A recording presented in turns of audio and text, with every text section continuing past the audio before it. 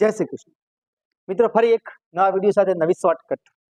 આપણે એવું પૂછે કે 1 થી 80 સુધીની સંખ્યાનો ગુણાકાર કરતા કેટલા શૂન્ય આવે. આનો અર્થ એમ થયો કે 1 ગુણ્યા 2 ગુણ્યા 3 ગુણ્યા આમ અનંત સુધી જાઓ, 80 સુધી જાઓ તો કેટલા શૂન્ય આવશે. તો આના માટે શોર્ટકટ છે કે ડાયરેક્ટ 80 ના અવયવો પાડી દેવા. 5 થી જ ભાગ ચલાવવો, બેકી સંખ્યા પ્રમાણે જવું નહીં, કારણ કે 5 દુ 10 થાય છે અને શૂન્ય ત્યારે બને. 5 બેકી સંખ્યા સાથે ટકરાય ત્યારે.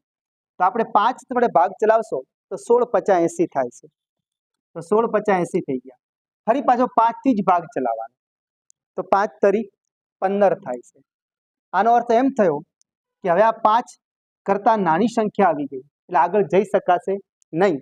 તો આપણે જો પૂછે કે 1 થી 80 સુધીમાં કેટલા શૂન્ય આવે તો આ બેનો સરવાળો કરી દેવાનો, એટલે કે 16 + 3. તો પરીક્ષામાં જવાબ મળી જાય કે 1 થી 80 સુધીની સંખ્યાનો ગુણાકાર કરો ત્યારે 19 શૂન્ય આવે.